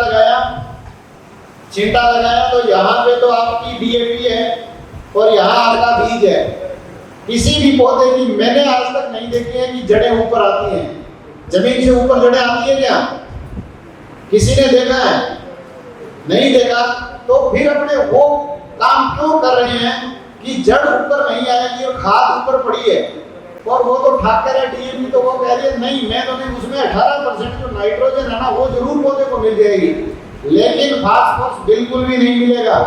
इसलिए ऐसी प्रैक्टिस को काम में न लें कि आप छिड़काव पद्धति से करें। खाद जो भी फास्फोरस वाली डीएपी और एसएसपी आप जो है बुआई करके दें, बिजाई करके बीज से 3 इंच गहरा दीजिए ताकि पौधे को अंकुरण के तुरंत पश्चात फास्फोरस मिलना शुरू हो जाए। तो मेरा निवेदन यही रहेगा कि आप लोग इस प्रैक्टिस को अपनाएं, बिजाई करें और छिड़काव न करें और डीएपी की जगह एसएसपी का प्रयोग करें। इसके अलावा भी यदि आप लोगों को कोई संशय है तो विभाग भी गोष्ठियां वगैरह संचालित करेगा। कृषि पर्यवेक्षक हर ग्राम पंचायत में मौजूद है, आप उनसे जानकारी ले सकते हैं। धन्यवाद। एक सवाल इसी विषय से संबंधित आप पूछें। सवाल का जवाब जिनको भी पता होगा शांति से सिर्फ हाथ खड़ा करेंगे, माइक आप लगाएगा, उसी में जवाब देना है। अभी मैंने आपको एसएसपी के बारे में बताया। एसएसपी के अंदर फास्फोरस कितने % होता है? एक बैग में आपको कितने किलो फास्फोरस मिलेगा? सर नमस्कार जी, सर 16%। Very good. हमें विश्वास है कि जो हम बता रहे हैं उसको आप सुन भी रहे हो। तो बहुत बहुत मुबारक हो आपको। और सर आपका भी बहुत बहुत शुक्रिया ये तमाम जानकारियाँ हमें देने के लिए। और चलिए कार्यक्रम को आगे बढ़ाते हैं और मैं मंच पर आमंत्रित करना चाहूंगी युधिष्ठिर देव सर को, ASM धानुका एग्रीटेक लिमिटेड से इंडिया का प्रणाम हर किसान के नाम कैंपेन क्या है उसके बारे में सर आपको जानकारी देंगे। साथ ही कपास की फसल के लिए क्या कुछ उत्पाद धानुका एग्रीटेक लिमिटेड के पास है उसके विषय में भी सर विस्तार से आपको बताएंगे। किसान को ऑर्गेनाइज करने के लिए specially green TV, CEAT company, Dhanuka agritech limited, department of agriculture, Shri Ganganagar, मैं उन सभी का और साथ में आप सभी किसान भाइयों का हार्दिक स्वागत करता हूं, हार्दिक अभिनंदन करता हूं। स्पेशली जो डिपार्टमेंट ऑफ एग्रीकल्चर से हमारे बीच में जो भी हमारे साइंटिस्ट, एडीए साहब, डीडीए एग्रीकल्चर, मैं सभी का स्पेशली आपका धानुका एग्रीटेक कंपनी की तरफ से हार्दिक स्वागत करता हूं, अभिनंदन करता हूं।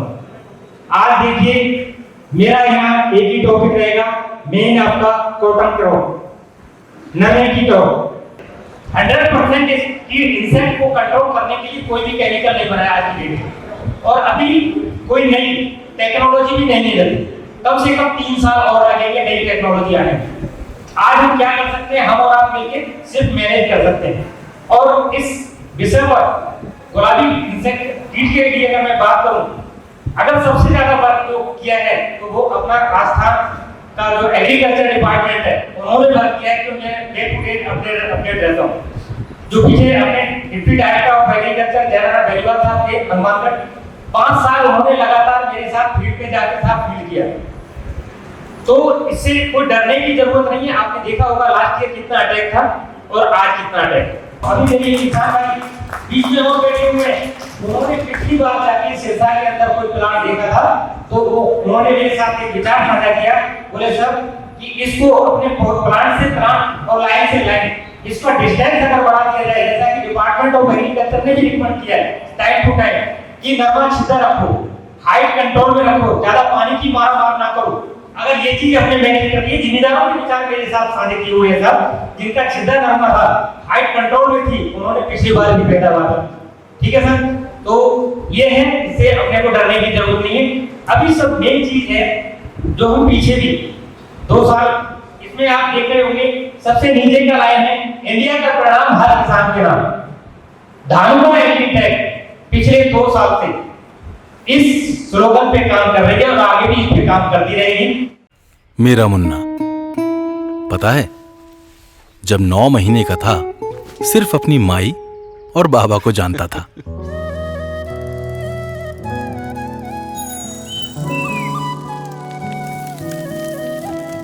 पर आज उसके नाम से हमें पूरा गांव जानता है। मेरा मुन्ना कुछ अच्छा करेगा।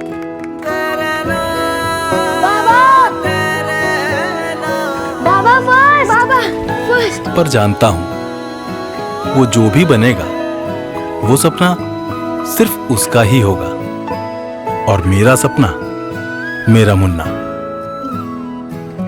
मेरा एक ड्रीम है कि मैं सबके ड्रीम को पूरा कर सकूं, वो बन सकूं जो अपने से पहले सबके लिए सोचता है, जो अपने हार्डवर्क से हर दिन हमारा पेट भरता है, मिट्टी की रक्षा से लेकर पूरे विश्व को खाने की सुरक्षा देता है। वो देश का अभिमान है, देश की शान है, और मैं वही शान बनना चाहता हूँ। हाँ, मैं किसान बनना चाहता हूँ।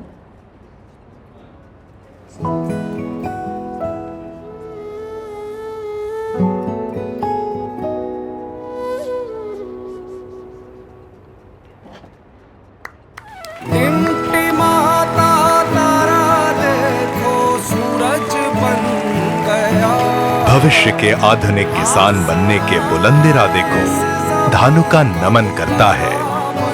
इंडिया का प्रणाम हर किसान के नाम।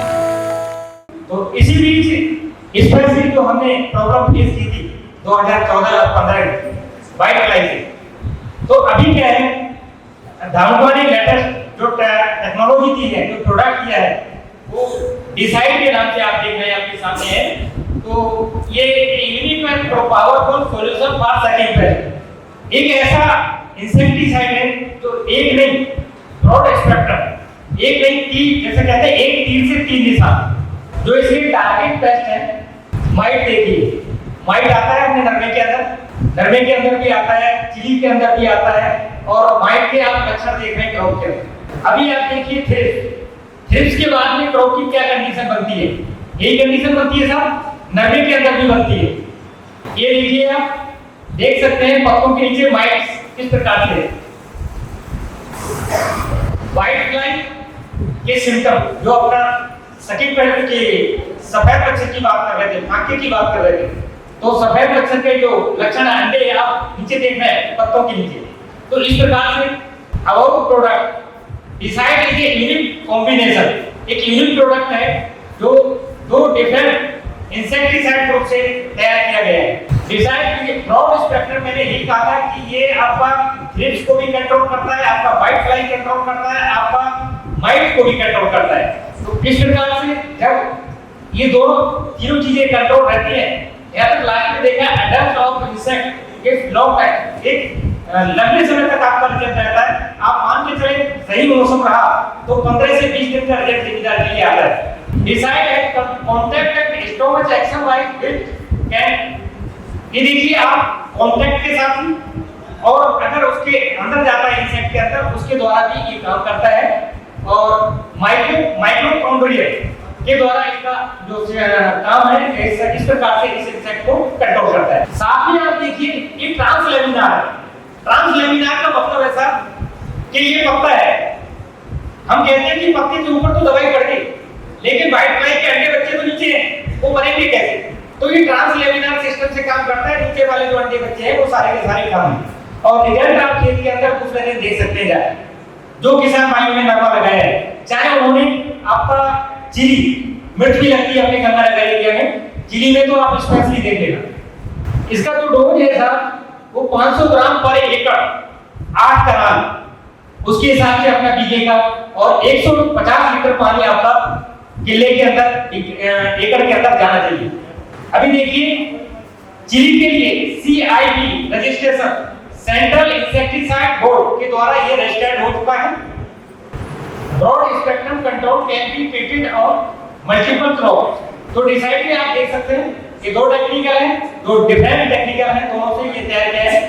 अभी हम ट्रीटेड और अनट्रीटेड में दोनों प्लांट्स का फर्क देख सकते हैं। ये जिम्मेदार की खेत का ही है सब।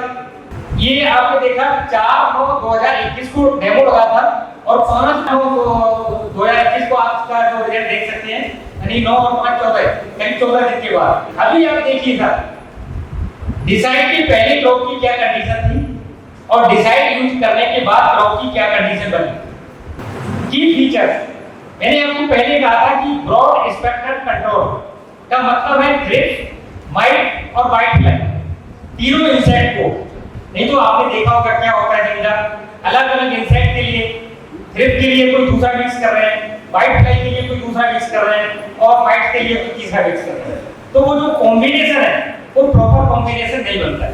Good efficacy on all the paste, तीनों जो इंसेक्ट हैं उन तीनों के ऊपर बहुत अच्छा एफिकेसी इसका। लॉन्गर प्रोडक्शन, मैंने आपको कहा था कि 15 से 20 दिन तक आपको सोचने की जरूरत नहीं। अपने एक जिम्मेदार है आदि वो, मैं आपको बोला था मंडी में बैठे, बोले सर मैं बोल नहीं सकता वहां, उन्होंने चिली में मिर्च के ऊपर किया था, बोले excellent result. First into IPM integrated pest management, जो आपके लाभदायक जो इंसेक्ट होते हैं उनके लिए कोई हार्मफुल नहीं है। ब्लू ट्रायंगल है यानी खीरा है, ये हमारे और आपके लिए और साथ में हमारी फसल के लिए किसी प्रकार का कोई नुकसानदायक नहीं है। की बेनिफिट है इसके, reduce number of insecticide spray. देखिए जब 3 इंसेक्ट को मारने वाला एक ही आपके पास केमिकल है तो नंबर ऑफ स्प्रे कम हो गया ऑटोमेटिकली, हमारा लेबर कॉस्ट कम हो गया था, reduction labour cost labour and spray cost, तो लेबर का जो खर्चा है और स्प्रे का खर्चा वो ऑटोमेटिकली कम हो जाएगा। यदि आप जैसे मैंने कहा सब्जियों वाली फसलें चिली के अंदर करते हैं तो करने के बाद नंबर ऑफ फ्लावरिंग और फ्रूट सेटिंग आपको ज्यादा देखने को मिलेगी। Good quality product and high income, जब देखिए फसल आपकी स्वस्थ होगी, हरी भरी होगी, तो ऑटोमेटिकली लाभ में हमें क्या चाहिए, हमारे जिम्मेदार को क्या चाहिए, पैदावार। जो नोजल है, इस नोजल का आपको इस्तेमाल करना है। आप देख सकते हैं decide solution into next pump. तो इस प्रकार से आपको यूज नेक्स्ट पंप एंड घोड़ो और नोजल का इस्तेमाल आपको करना है।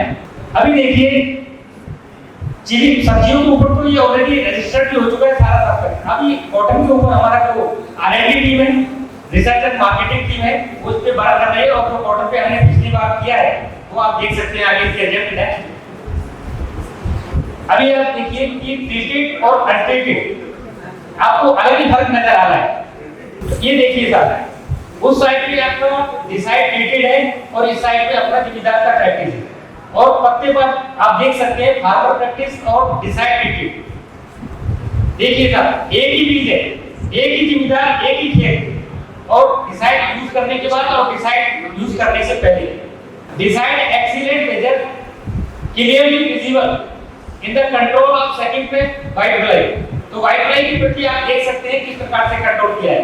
ये देखिए जब एडल्ट का हैवी अटैक था, ETL लेवल से ऊपर अटैक था, तब इसका जब यूज किया गया तो आप देख सकते हैं दोनों में अंतर देख सकते हैं क्लियर कट। ये भी आप देखिए डिसाइड कंट्रोल प्लांट और डिसाइड ट्रीटेड प्लांट। तो अभी हम बात करें मार्केट के अंदर 100 ग्राम पैकेट में भी उपलब्ध है। अपने कोई भी जिम्मेदार भाई, जो भी नन्हे के किसान भाई बैठे हैं, आज की डेट में व्हाइट फ्लाई का अटैक आ चुका है हर खेत के अंदर, चाहे कम है या ज्यादा है। तो आप कभी भी ये ना देखें। एक्चुअली होता क्या है, हमारा डिपार्टमेंट ऑफ एग्रीकल्चर के इतना काम करने के बाद भी अभी भी हमारे 50% किसान भाई ऐसे हैं कि जब वो खेत में जाके देखेंगे ऐसे पौधा इलाके और बहुत उड़ता हुआ दिखाई देगा, फिर कहेंगे हुड़की करिए। जब तक पता लगा कि 90% नुकसान हो चुका है, तो क्या है, टाइमली स्प्रे करें कोई भी इंसेक्ट। तो मेरी तरफ से थैंक यू, आपने इतना टाइम दिया। Thank you sir. एक सवाल जरूर पूछें आप इस विषय से संबंधित हमारे किसानों से। मेरा एक क्वेश्चन है कि जो भी किसान भाई जिन्होंने मेरी बात को गौर से सुना, लगभग सभी ने सुना है, तो क्वेश्चन ये है कि जो मैंने डिसाइड के लिए बात कही, चाहे वो आपका वेजिटेबल हो या कॉटन के लिए हो, कौन से 3 रस चूसक कीटों को कंट्रोल करता है भाई साहब?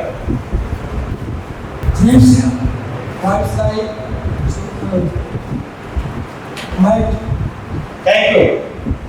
कब है? बहुत बहुत मुबारक हो आपको और सर आपका भी बहुत बहुत शुक्रिया तमाम जानकारियां देने के लिए।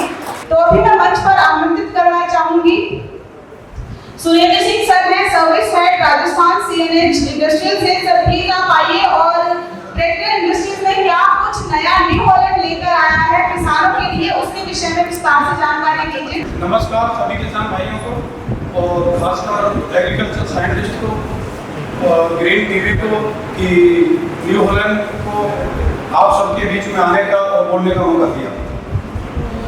न्यू हॉलैंड एक ऐसी ट्रैक्टर कंपनी है जो ना केवल ट्रैक्टर किसान भाइयों को बनाती है, साथ ही जो ट्रैक्टर से संबंधित जितने भी लेटेस्ट उपकरण हैं वो सारे उपकरण किसान भाइयों को उपलब्ध कराती है।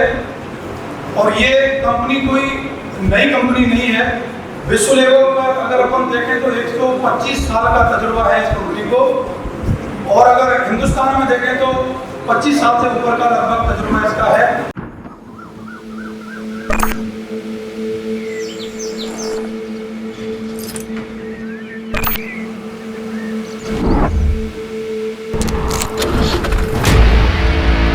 सुबह सुबह के हल्के अंधेरे में जब इसकी रोशनी रास्ता दिखाती है,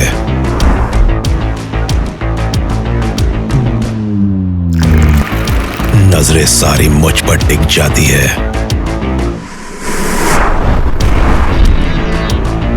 जब खेतों में इसका दम दिखता है, सबको लगता है मेरा ही सिक्का चलता है।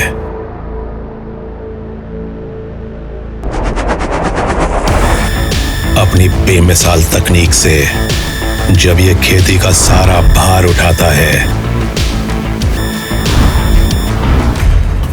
तो हर किसी को मेरा कमाल नजर आता है।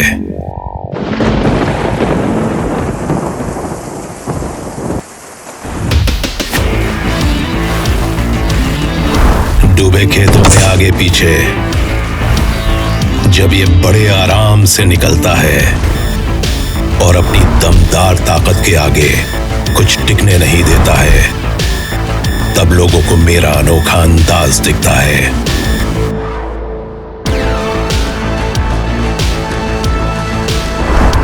हर खेत में इसकी मक्खन सी रफ्तार देखकर सबके मुंह से बस एक ही बात निकलती है, वाह हीरो। क्योंकि इस हीरो को हीरो ये साथी बनाता है, ताकत ऐसी जिस पर हर असली हीरो करे विश्वास। न्यू हॉलैंड, असली हीरो की असली ताकत। लेटेस्ट टेक्नोलॉजी ग्लोबल के जितने भी प्रोडक्ट इसमें आते हैं वो सारे न्यू हॉलैंड किसान भाइयों को सबसे पहले प्रोवाइड कराती है। ये बहुत बड़ा एक ग्रुप है एग्रीकल्चर से संबंधित ग्लोबल लेवल पर। आप देखेंगे कि इसके यहाँ पे बहुत सारे R&D सेंटर हैं और अपने प्लांट हैं। बहुत सारे यहाँ पे अगर 170 से ऊपर के देशों में ये कंपनी नोएडा प्लांट से ट्रैक्टर बना करके और उससे संबंधित उपकरण सब जगह प्रोवाइड कराती है। ये ट्रैक्टर कंपनी अगर आप देखते हैं तो न केवल ट्रैक्टर से संबंधित यहाँ पे इसका जो टर्नओवर है वो लगभग 2 लाख करोड़ से भी ज्यादा है। इसके इंडिया के अंदर अगर आप देखेंगे तो बहुत सारे इसके प्लांट हैं। ट्रैक्टर का प्लांट हमारा नोएडा के अंदर है और जो इसके लोडर और एप्लीकेशन से रिलेटेड जो प्लांट है वो पीतमपुर MP में है और कंबाइन हार्वेस्टर जो लेटेस्ट मशीनें हैं उसका प्लांट हमारा पूना के अंदर है। जिस तरीके से मैं आपको बता रहा था, विश्व के अंदर अगर आप देखते हो, इससे आप अंदाजा लगा सकते हो कि कोई भी, जैसे भाई साहब बता रहे थे अभी कि कोई कीटाणु या कोई भी चीज इनको तजुर्बा है, तो इसलिए इन्होंने बता दिया कि ये बहुत पहले भी इस तरह का रोग एक आया था।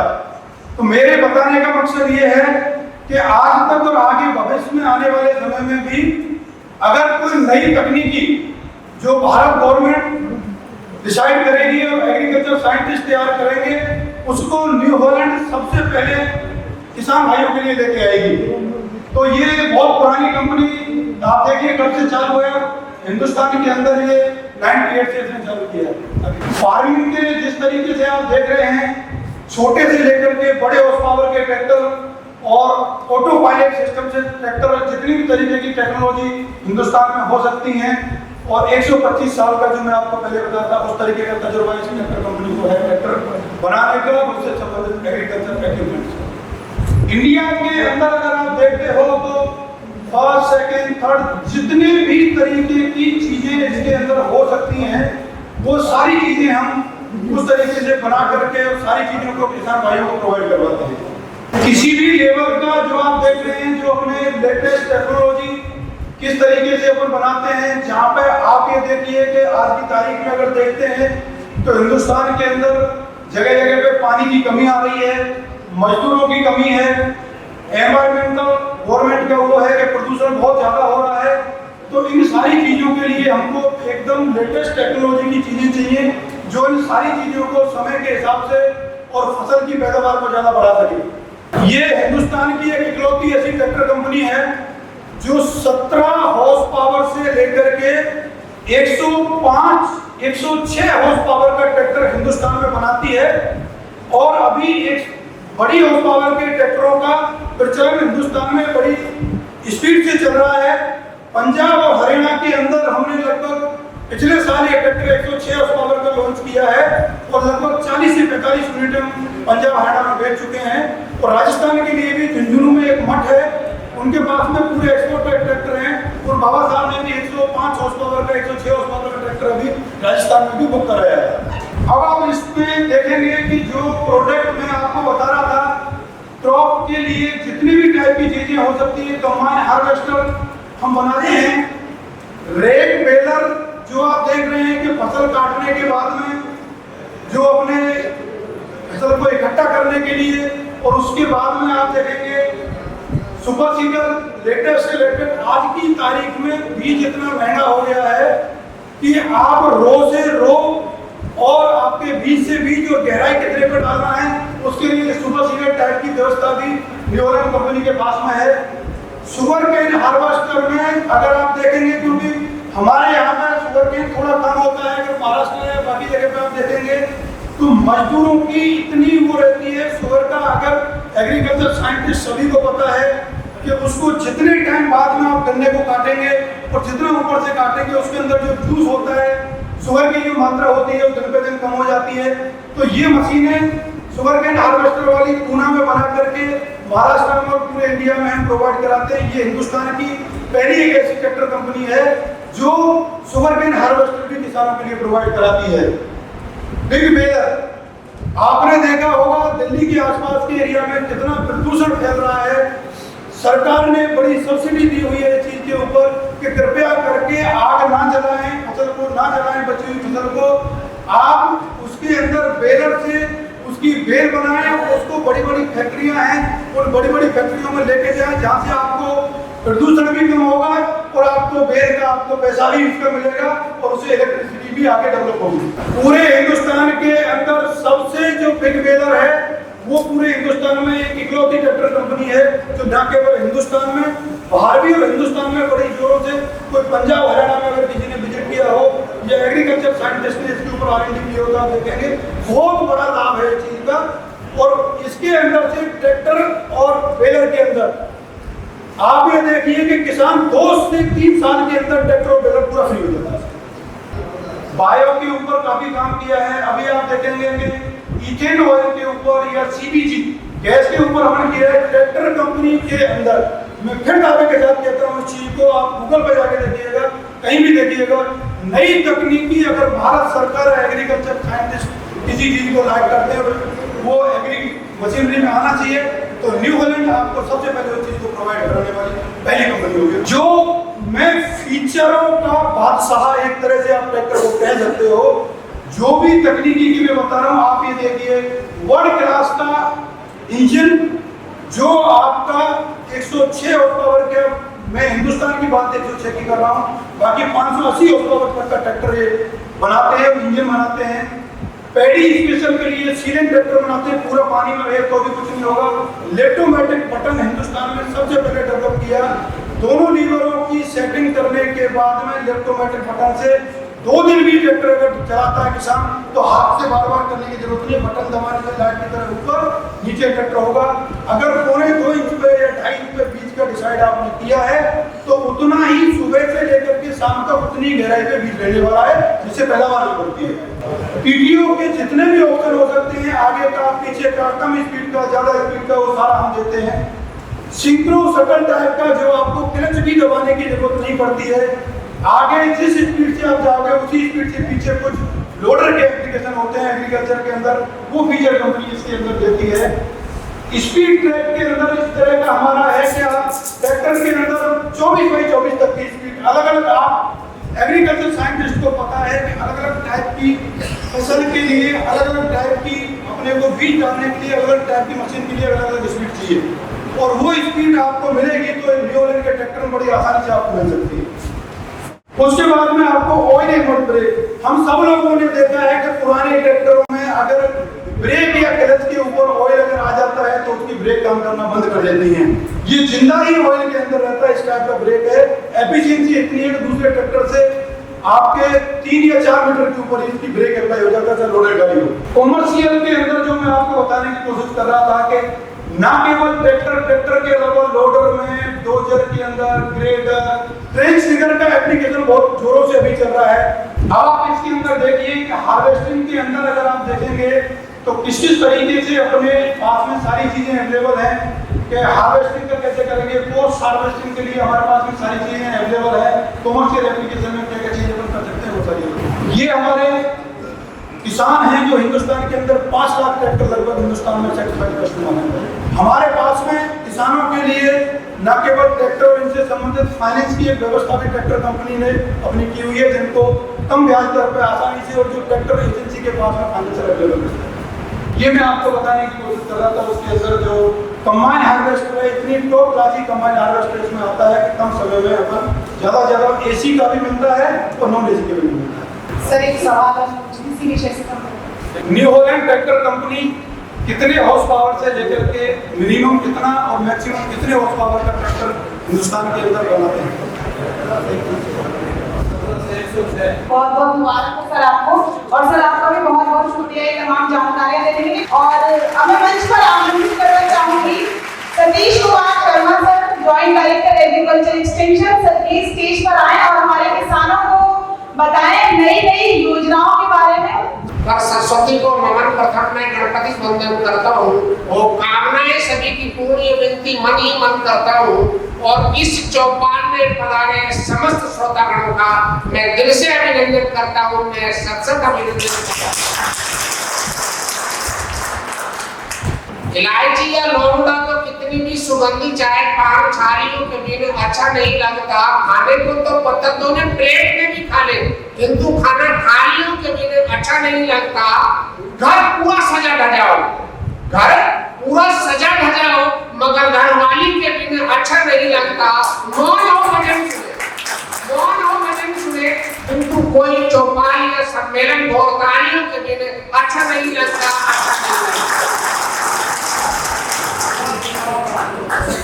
खेती में ज्यादा चीजें नहीं है कि आगे की जो बोड़ी करे और चुन चुन बोवे बीज, खेता पूरो खा दे तो धरती नीचे नहीं। चार चीज कर लेना खेती बहुत अच्छी तरह से। सुंडी में पिछली बार जो नुकसान किया वो 21 से 91% था।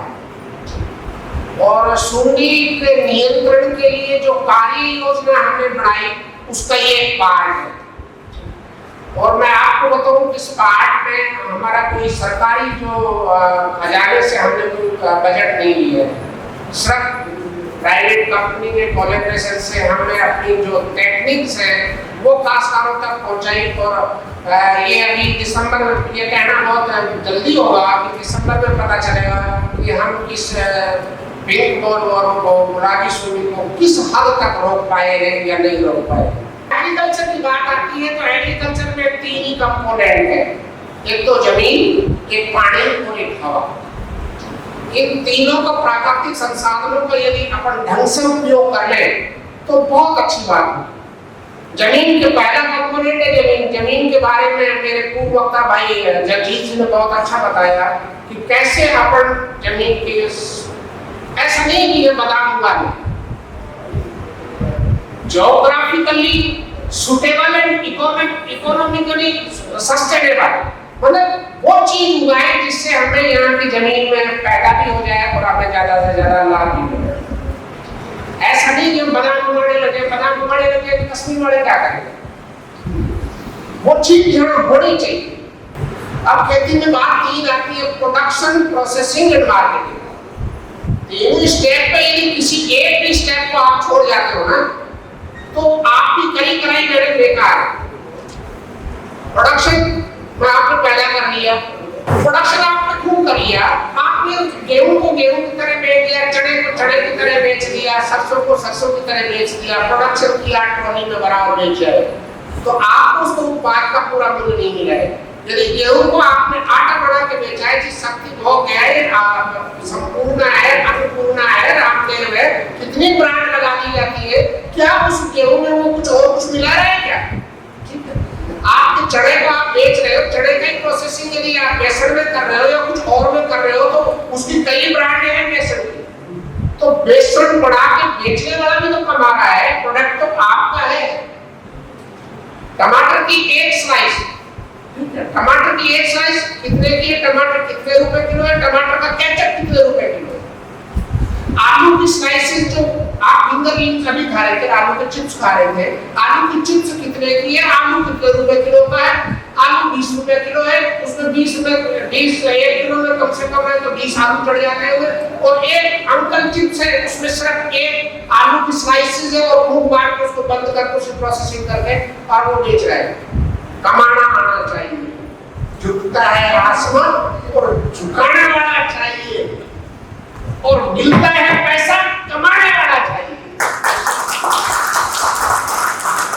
इसलिए आपको ये अपना प्रोडक्ट को एज सच नहीं बेचना है, प्रोसेसिंग करनी है, मार्केटिंग आनी चाहिए। मार्केटिंग का मतलब है आप हिंदुस्तान तक ही सीमित नहीं है, अपने माल को कहीं भी बेच सकते हैं। चाहे तो आप इस देश में बेच सकते हैं, बाहर अमेज़न, गूगल, फ्लैश जितना भी है आप बेच सकते हैं। आप स्पाइसी, इंडियन स्पाइसेस की जितनी मांग वेस्टर्न कंट्री में है इतनी कहीं नहीं है। स्पाइसी मसाला की जो मसले है, चाहे उसमें मेथी है, धनिया है, मिर्च है, इनकी पर वो ऑर्गेनिक होना चाहिए। ऑर्गेनिक स्पाइसेस पाउडर का रेट आप यदि आप ये गूगल बाबा है मोबाइल, आप इसको खोल के देखिए स्पाइसेस का ऑर्गेनिक का रेट्स क्या है, आप सरप्राइज कर जाएंगे। इसलिए आपको मार्केटिंग भी आनी चाहिए। अब आई बीज की बात, बीज यदि आपको अच्छा दिया है तो आपका प्रोडक्शन पार्ट है ना वो 50% कवर हो जाता है। बीज अच्छा होना चाहिए, ग्रेन में और दाने में और बीज में अंतर यही रहता है। अब दाने में जो एम्ब्रियो है वो एक्टिव फॉर्म में नहीं रहता और बीज में एक्टिव फॉर्म में रहता है। Endo and endosperm both are in the active form in the seed, but in case of grain both are not in active form। ठीक है, जैसे माँ के पेट में बच्चा होता है तो माँ को उसके मोमेंट का पता रहता है कि मेरा बच्चा लाइव है। जैसे ही डेड हो जाता है तो माँ की जिंदगी को खतरा हो जाता है। इसलिए दाने में और बीज में बहुत फर्क है। पत्रों बीज सदा दुखदाई, पत्रों बीज सदा दुखदाई, पतला बीज और बोधी औलाद सतवासा हो गया या इमेच्योर पैदा हो गया, वो 15-16 साल तक हॉस्पिटल के दर्शन कराता रहेगा, मतलब कंटिन्यू, जब तक जवान नहीं हो जाता। तो पतला बीज मेरी गोद है ना, तो आपको जब तक जर्मिनेट नहीं होता है, खून से बाहर नहीं आता है, इसलिए मोदा पढ़ के देखे जाओ कि पत्रों बीज सदा जुदाई, गुणा बीजरी ऊपर में आई, बीज परख लियो चारी और धोखा रहना भारी। बीज को परख के बोलना चाहिए ताकि कोई धोखा नहीं रहे। इसलिए बीज को कहते हैं गोल्ड सीडेड वैरायटी को हरदम प्रेफरेंस देता है खासकर कि आटो मुंशी मालिक ना से तार ना से कहीं और सड़ा बीज रो खेत ना से अच्छा पैर की भाई। आटो मुंशी मालिक ना से किसी सेठ का मुंशी यदि आधा पढ़ा लिखा है ना तो वो थोड़े दिन में सेठ जी का दिवाला हो जाएगा। आटो मुंशी मालिक ना से तार ना से कहीं तो वाले तार में यदि तैरता है और नीचे काई है तो कभी कभी वो धोखा खा जाएगा, वो मर जाएगा। आधो मुंशी मालिक ना से तार ना से काई और सड़ा बीज रो खेत ना से, बीज यदि सड़ा हुआ है, घुमा हुआ है, एम्ब्रियो पूरा नहीं है तो आप बोधे पढ़ के देखते जाइए, आपका बीज जर्मिनेट नहीं होगा, प्लांट पॉपुलेशन पूरी नहीं होगी, ये कंफर्म है। और आठवां पैर की भाई कभी ने इसकी महिमा मंडल एक मातृत्व शक्ति से की है कि मातृत्व शक्ति कितनी भी सुंदर हो, यदि उसके पैरों में विवाही है तो वो विवाही का दर्द उसके आहा मंडल पर आ जाता है। पत्रों बीज सदा दुखदाई, गुणा बीज उपज आई और बीज परख लियो चारी, धोखा रहे न भारी, आप तो मुंशी मालिक ना से तार ना से गाई और सड़ा बीज रो खेत ना से आछा पैर विवाही। तो बीज को परख करके बोना चाहिए, कोशिश करनी चाहिए कि घर का बीज कम यूज में ले, सर्टिफाइड बीज यदि आप काम में ले तो ज्यादा अच्छा है। फेरोमोन ट्रैप का बताया था, फेरोमोन ट्रैप बहुत अच्छी चीज है, मॉनिटरिंग टूल है। आप फेरोमोन ट्रैप को मॉनिटरिंग टूल में काम ले सकते हो कि ये मालूम कर सकते हो ये इंसेक्ट आया है या नहीं आया है। आप उससे उसका मैनेजमेंट नहीं कर सकते, उसे मार नहीं सकते हो। और यही वो चीज रह गई थी। पिंक बॉलवर्म की फर्स्ट जनरेशन, पहला इमरजेंस और फर्स्ट जनरेशन दोनों चीज यदि आपने कंट्रोल कर ली तो पिंक बॉलवर्म कंट्रोल हो जाएगी, नहीं तो नहीं होगी। क्योंकि सूंडी में घुसने के बाद अपना गेट बंद कर लेती है और गेट बंद करने के बाद पता ही नहीं चलता कि इसमें सूंडी है या नहीं है। ठीक है, तो आपका पहला इमरजेंस जब वो इमर्ज हो रही है 130 से, या तो आप उसको वहीं से सुसाइडल टाइप दे सकते हो कि आप सोई के लिए उसको डिले कर दो, सिर्फ इंडोर कॉटन पे रहती है और किसी क्रॉप पे नहीं जाएगी, उसको कॉटन ही कॉटन चाहिए सर। तो मारना बहुत आसान है। जो आदमी सिर्फ एक ही चीज पे जिंदा है कि भाई वो सिर्फ यदि उसको बाजरा की रोटी नहीं मिली तो मर जाएगा, उसको बाजरा का दो मर जाएगा, उसको कुछ करने की जरूरत ही नहीं। आप इन दोनों मर जाएगी, आप निश्चित है कि उसको आप वो कॉटन प्लांट मत कराओ, स्वयं स्पेक्ट्रम में वो शॉर्ट कर दो, विंडो को शॉर्ट कर दो सोइल इंस्पेक्टर का। आप जो 1 अप्रैल से और 30 जून तक की जो 90 दिन की सोइल इंस्पेक्टर है उसको शॉर्ट किया हुआ। और आप बलसटी को जानेंगे जिसकी मौत मर जो के बाहर निकलेगी, और मौत को यदि आपका कोटर नहीं मिलेगा तो वो इतने हाई टेम्परेचर में ऑटोमेटिक मर जाएगा। अब आपकी नहीं मिलेगा, आपको आ गई तो वो बताए रोजेटी फूल बताए क्या किया, रोजेटी फूल को पिकअप कर लो, ठीक है, और आप उसको छोड़ दो। आप रोजेटी फूल में जैसे जाएंगे उसके फूल है वो मुरझा जाएंगे, और आपको वहां से पिकअप कर लिया तो वो उसकी जो बैटर बहुत है उसी मंडे देखती है, वहीं से वो मर जाएगी। तो कुल मिला के इसको कंट्रोल करना कोई मुश्किल नहीं है, और बसंत है कि जो मैं कहता हूँ झुकता है आसमान, कंट्रोल करने वाला चाहिए। आप इसको कंट्रोल आसानी से कर सकते हैं। दूसरी बात मैं जरूर कहूँगा सभी किसान भाइयों से, हालांकि ये अधिसूचना की तारीख जा चुकी, फसल बीमा आपको जरूर कराना चाहिए। सब्सिडी तो सारे मिलती है, मैं मतलब कॉटन का आपको डिग्री में भी सब्सिडी मिलती है, जलहौज में भी मिलती है, पाइपलाइन में भी मिलती है, फाइनेंसिंग में भी मिलती है, सब चीज में सब्सिडी है। और मैं ये कह रहा हूँ क्रॉप की सब्सिडी यही है कि आपको क्रॉप इंश्योरेंस कराना चाहिए, और क्रॉप इंश्योरेंस की प्रीमियम बहुत मामूली रहती है। इंश्योरेंस जैसे आपका हेल्थ इंश्योरेंस होता है इस तरह से क्रॉप इंश्योरेंस भी होना चाहिए। जमाने को पहले भी बता देते थे कि जमाना कैसा होगा, जो अपने बुजुर्ग थे ना वो उस जमाने को बता देते कि जमाना कैसा होगा।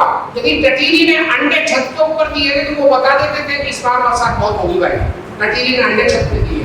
और टटीरी यदि खेत में खूब अंडे दे देती थी ना तो कहती तुम बच के मत जाना, बरसात नहीं होगी, भूखे मरोगे, काट पड़ेगा। ये प्रेडिक्शंस थी बुजुर्गों की, और वो कहते थे कि जैसे बुजुर्ग आदमी जो 90 साल से ऊपर का हो और दोपहर के बाद यदि उसके पैर पकड़ जाए सर्दियों के टाइम में तो कहते सरसों में पाला पड़ेगा, दावा पड़ेगा, भाई संभाल के रहना। 6 महीने से छोटे बच्चे के नाखून नीले पड़ जाए तो कहते सर्दी पड़ने का पूरा आसार है भाई। कि मटके में पानी गर्म और चिड़िया नावे दूर, मटके में पानी गर्म और चिड़िया नावे दूर, और चींटी ले अंडा चली तो बरखा नहीं दूर, दूर नहीं है बरखा आएगी। तीतर पंखी बादली, तीतर पंखी बादली विधवा सारे रे ओ घर बसासी और बरसी की मींगन में, ये बिल्कुल सच्चे सावन सुदी पांचे गन कर रे आधी रात। सावन सुदी और वदी, सावन सुदी पांचे गन भर रे आधी रात, और तुम जाओ पिया बार भेजा ना गुजरात। उसने कहा तक सावन सुदी पांचे को यदि आसमान में बादल काले पीले ऐसा लड़क जाए और ऐसा पड़ेगा टूट के पड़ेगा, बहुत तगड़े बरसात होगी, तो आपने मानी बरसात नहीं होगी, काल पड़ेगा। तो घाटी ने कहा था कि उस समय खाने के भी लाने पड़ते थे कि अपने को सावन में दोनों को अलग हो जाना चाहिए। सावन सुधी पांचे गन गरजे आदि रात, और तुम जाओ पिया बाबा और मैं जावा गुजरात।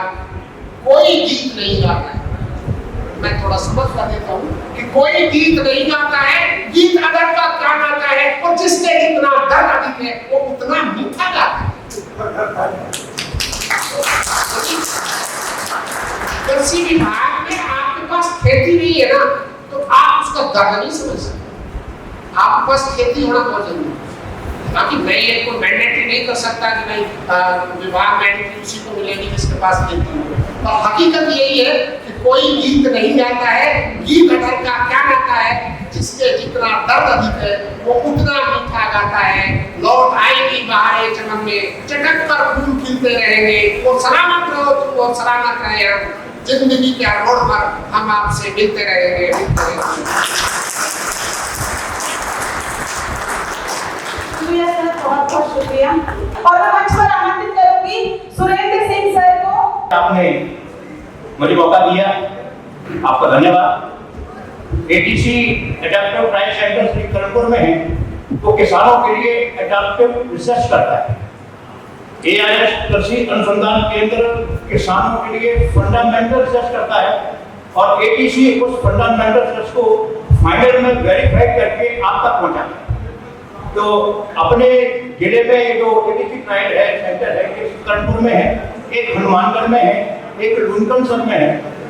तो हम लोग कुछ ऐसी ट्रायल करते हैं जो सीधे आपके काम की, सीधा किसानों के काम की जो फंडामेंटल रिसर्च है वो तो एयरस करता है, और जो डायरेक्ट आप तक टेक्नोलॉजी पैकेज के माध्यम से पहुंचती है वो मैं चर्चा करना चाहूंगा 5 मिनट के लिए। तो मूंग में आप लोग अभी अपने खेतों में जाके देखें, इस बार मूंग की काफी अच्छी बिजाई हुई है, काफी बिजाई है, पीलापन दिखाई देगा।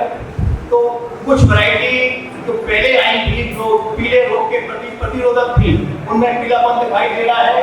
MH 421 अच्छी वैरायटी थी, आज भी अच्छी है, और उसमें भी पीलापन दिखाई दे रहा है।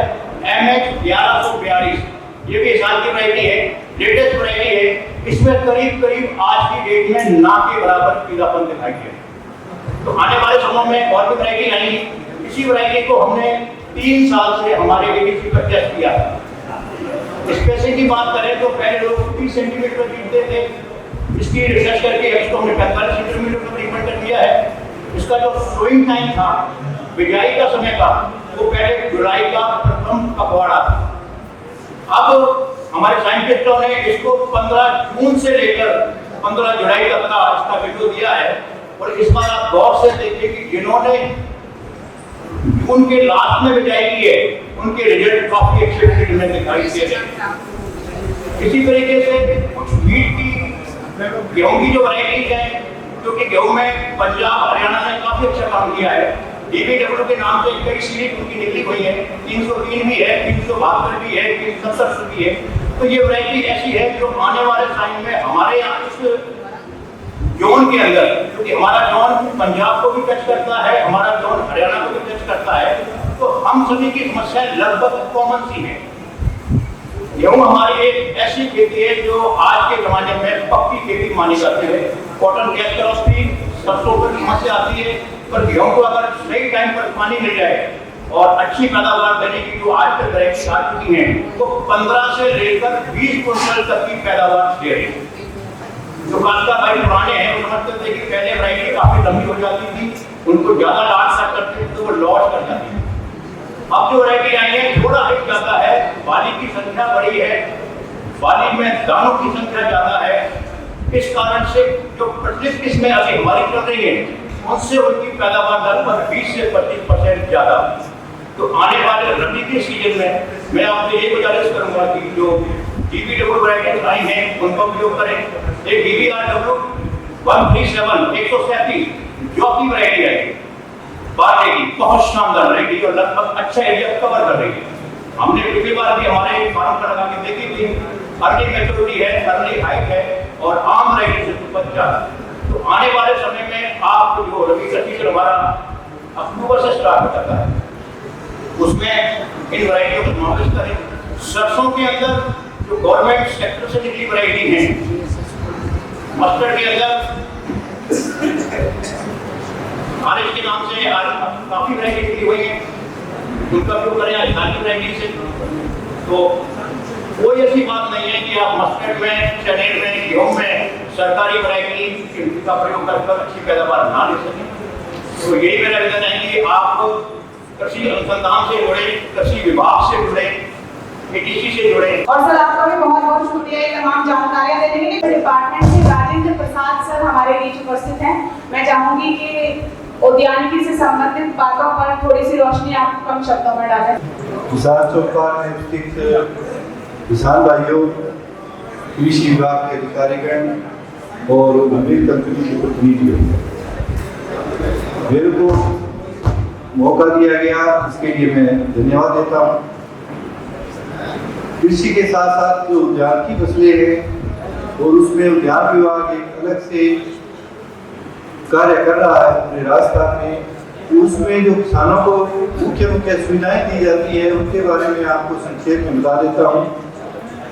सबसे पहले जो है जैसे नए बगीचों की स्थापना, उसमें यहाँ किन्नू के बगीचे मुख्य रूप से लग रहे हैं, उनमें किसानों को प्रति हेक्टेयर 75% अनुदान 40,000 रुपये कोर्स मानते हुए 30,000 रुपये की सहायता दी जाती है अगर कोई 4 बीघे में किसान किन्नू फसल उगाता है तो। लेकिन उसके साथ एक कंडीशन ये है कि वो किन्नू का बाग है वो ड्रिप पे होना चाहिए। अब ड्रिप पे भी सामान्य किसान को 70% और जो महिला है, लघु है, सीमांत है, SC ST है, उनको 76% अनुदान भी उद्यान विभाग के द्वारा अलग से दिया जाता है। दूसरी ग्रीन हाउस है, सेटनेट हाउस है, मल्च है, लो टनल है, जो प्रोटेक्टेड कल्टीवेशन के अंतर्गत आते हैं। उनके सामान्य कृषक को 50% अनुदान है, SC ST को 70% है, और जो लघु सीमांत कृषक है वो किसी भी श्रेणी का हो उसको 95% तक की सहायता नेशनल हॉर्टिकल्चर मिशन के द्वारा दी जा रही है। पिछले 2 सालों में राजस्थान प्रोटेक्टेड कल्टीवेशन मिशन था, इस साल वो नेशनल हॉर्टिकल्चर मिशन में है। जो ग्रीन हाउस या सेटनेट हाउस लगाते हैं काश्तकार भाई, उनको 4000 वर्ग मीटर तक के लिए 95% तक की सब्सिडी दी जा रही है। जो बेसिक रेट है उसका 44 रुपये जो सेंट्रल गवर्नमेंट द्वारा अप्रूव्ड है, लेकिन अब नए रेट की प्रक्रिया अधीन है, उनके टेंडर की कार्रवाई चल रही है, नए रेट भी आ जाएंगे। तो जिन्होंने किसान भाइयों ने फाइल लगाई हुई थी उनके लॉटरी के द्वारा उनका चयन हो गया है। जैसे ही नए रेट आते हैं किसान भाइयों से संपर्क करके कृषक की राशि जमा करवाने की कार्रवाई की जाएगी। किसान भाई जो बाढ़ लगा रखा है, उसके बाद ये है कि एक तो है कि आप किसी जो आपके खेत पे खरीदने आते हैं उनको किलो बेच दो। दूसरा तरीका ये है कि उसमें आप थोड़ा सा पोस्ट हार्वेस्ट मैनेजमेंट कर लो, उनकी धुलाई करके और उनकी प्लेटिंग करके अगर आप बेचोगे तो आपको अच्छा लाभ मिलेगा, कीमत अच्छी मिलेगी। तो उसके लिए एक पैक हाउस की उद्यान विभाग द्वारा दी जाती है, जिसमें 20 बाई 20 मीटर का RCC वाला एक कमरा, उसके साथ आपको ग्रेडिंग की मशीन, बाकी वेइंग मशीन है, उसमें लाइट की सुविधा, उसमें पानी की सुविधा इस प्रकार हो। तो अगर उसमें 4 लाख पोस्ट मानी गई है, उसमें 2 लाख रुपए भी किसान भाइयों को दान में दिया जाता है। और एक कोई बड़े स्तर पे जैसे अपने इको में बने हुए हैं इंटीग्रेटेड पैक हाउस, जिसमें ग्रेडिंग वैक्सीन सारा काम A to Z उतरने के बाद पैकिंग तक का होता है। अगर उस प्रकार का कोई प्रोजेक्ट लगाना चाहते हैं तो उसमें 50 लाख रुपए उसकी कीमत मानते हुए 35% अनुदान, 17.5 लाख रुपए तक अनुदान उद्यान विभाग द्वारा कृषकों को दिया जाता है।